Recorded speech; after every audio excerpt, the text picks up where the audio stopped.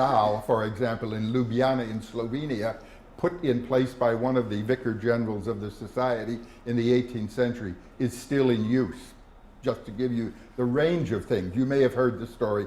Somebody asked a Jesuit, do you know anything about physics? No, I don't know, not at all. I never even taught it as a regent in high school.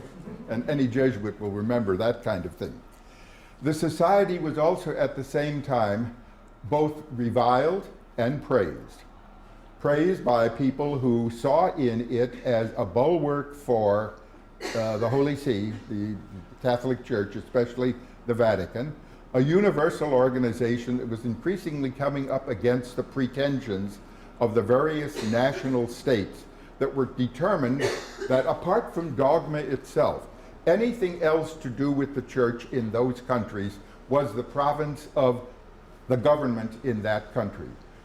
We don't see any problem at all with the Pope writing an encyclical and having it spread anywhere and everywhere. Well, they couldn't stop it now with Twitter and so on, but at the time that we're speaking of, 1750s, 60s, 70s, neither Spain nor France, to take two, or Portugal, no one of those three, nor the Empire, would allow any papal document to be published or to take effect in any of their lands before it got an exequatur, an okay from the government itself. And there were plenty of those things that were simply refused by Catholic monarchs. The Catholic monarchs were determined, as I said, for everything but dogma, they were going to control the government in that country. So much so that Joseph II, you remember the man from Amadeus, he the man of too many notes, Mr. Mozart? Joseph II, Holy Roman Emperor, went so far as to control the number of candles that could be put on the altar on a first-class feast versus a feast of the simple order. He controlled things so greatly that Frederick II, never at a loss for witticism, referred to him as my cousin, the sacristan emperor. The Society of Jesus, on the other hand, an international order, heavily involved in education, very much involved in theology and philosophy, presumably, and in the minds of some people, blindly devoted to the papacy, was a target of those people who wanted to get rid of any particularly strong way in which the Holy See could voice its concerns, impose its teachings, and stand up to the national pretensions of most of the increasingly nationalistic governments of the time. That was part of the external and internal circumstances. I could go on for a whole 50 minutes on a lot of the other such circumstances. But we were large, we were influential, we were controversial, we were praised extravagantly and blamed extravagantly by the people who were on one side or another of the divide as to where the church was going, where it should go, how it was going there. Those circumstances, as only part of what was happening, were exacerbated by particulars for individual countries, the national banishments leading up to the suppression itself. Note, please, that date, 1759. The suppression did not come out of the blue in 1814. It was a process that began formally in 1759 and went up to 1814, a good long time. Portugal was the first place to abolish the Society of Jesus. It did so under the influence of the leading minister of state, Pombal was his name, who was absolutely convinced, after having been the Portuguese ambassador to England, was absolutely convinced that England was prosperous because of its commerce and because the church was fully under the thumb of the supreme governor of the church, the King or Queen of England. He was going to impose that supreme governance on the church in Portugal, and he certainly was interested very much in curbing what he thought was the Jesuit involvement, Jesuit gold, you know, in the ground in Paraguay, etc. Jesuit involvement in commerce out of the Jesuit reductions in the mission lands in Latin America. There was a war that went on between Portugal and Spain and the Jesuit reductions. I won't speak more about them at the moment, but the Jesuit reductions in Latin America, where Pombal was convinced the Jesuits were attempting to set up something like an independent kingdom. He inaugurated the big first propaganda war against the society, and in 1759 persuaded the king, a weak-kneed rather person at the time, to abolish the Society of Jesus in all of the Portuguese domains. Well, you can say that's not much. Portugal isn't very big. Stop to think of the whole of Brazil. Stop to think of the Portuguese possessions in Africa. The Jesuits were trundled onto ships at the Portuguese ports, shipped across the Mediterranean, and dropped on the Papal States with a ne'er-do-well beyond that. The Pope refused to accept them there. How were they going to be supported? And this was an infringement on the Pope's temporal sovereignty. So he asked them to go to Genoa, pardon me, not to Genoa, to Corsica. Corsica had just been sold recently, and they couldn't stay there. So back and forth they went, finally again to be dumped on the Papal States, with Pombal saying, I will show the other monarchs how to deal with the Jesuits and with the Holy See, 1759. France, 1762, 1764. Oh, by the way, remember that in all these countries, the society had been there in Portugal since 1540, the very first province the society had. In all of those countries, there were more than 1,000, 2,000, 3,000 Jesuits inside the country, and at least that number in the colonies outside the country. France was the second place. Right from the beginning, the society had come up against, on the one hand, the Gallicanism very much of many of the legislators, the Parliament in Paris.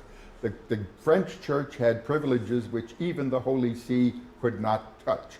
The Gallican liberties, such as they made their own decisions on who the bishops were going to be. No document could be published without the agreement of them. A general council was not valid unless it received the assent of the bishops and people themselves, and no foreign organization could be admitted into the country without a formal recognition, or what they called naturalization. The kings were favorable to the society by and large. The parliaments were desperately against the society because of the Gallicanism, and increasingly also because of the Jansenism of a good portion of the French clergy. The Jesuits were, in the minds of the Jansenists, people who made it easy to get to heaven on feather beds, as they put it. Instead of taking the faith seriously, mentioning the obligation that people had, recognizing that you, every one of you, and myself too, we were worms. And how dare you as such think that you had the right to go to communion regularly? That was one of the nodal points of controversy. How could you ever figure that you were prepared to receive the body and blood of Christ other than in fear and trembling, and at the best once a year, because the church said you had to do it once a year? The Jesuits were proposing frequent communion, even as frequent as once a month. If you did that, you were a very good Catholic. If you went once a week, you were close to being a fanatical Catholic. And if you went once a day, you were probably committing sacrilege, because you couldn't possibly be prepared. The Jesuits were on the other side of that coin.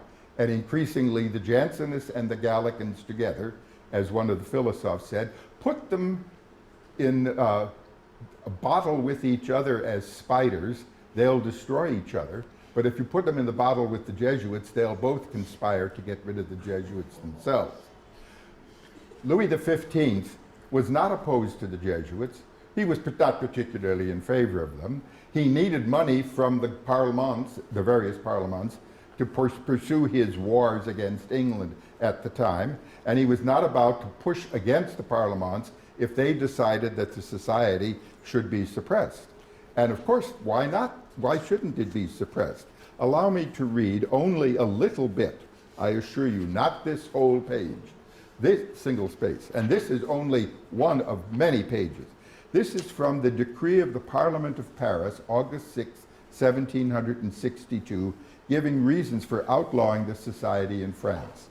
The society called the Company of Jesus inadmissible in any cultivated society as being contrary to natural law, subversive of all authority, spiritual as well as temporal, tending under the specious veil of a religious institute to introduce into the church and into states not an order which aspires to evangelical perfection, but a political body whose essence is a continual activity in order to obtain first an absolute independence and then the usurpation of all authority.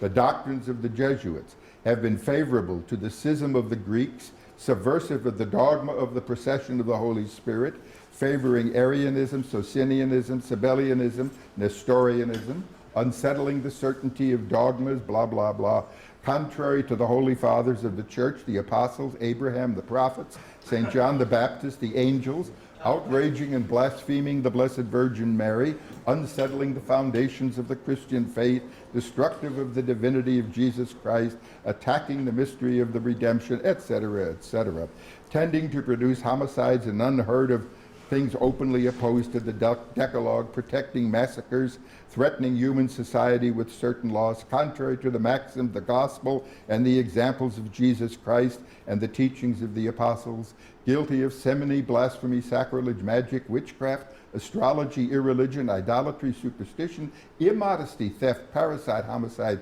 suicide, and regicide.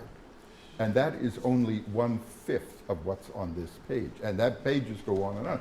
And unfortunately, people really believed this kind of thing. In some senses, it was like, but much worse than the kind of Red Scare we had in this country after the First World War, or the times of Senator McCarthy and the anti-communist scare we had, that not so long ago here. People were really convinced that the society was a real danger to the civil order of any of the countries of the time. A society whose poison is so fearful and so well attested by their sacrilegious effects that they cannot be viewed without horror. Well, if you like that, obviously there are people who would not be particularly happy to have you involved in the situation. So they were abolished as an order in France, not thrown out as in Portugal. All the Jesuits were thrown out of Portugal. But they were abolished as an order. They could not live together in community. Some of them got jobs of one kind as tutors. By the way, all the schools of the society were closed too, taken over by the state. They got tutors with various families. Sometimes they were chaplains to people. They became parish priests. The strangest of all, though, in that circumstance, is one of the former Jesuits was taken on as a chaplain to his personal self by Voltaire. If you can imagine that, I can't. The only reason, two reasons one can possibly think about it, though Voltaire was desperately against the Jesuits, he had gone to the Louis le Grand, the great school we had in Paris, and he never said a word against the teachers or that school.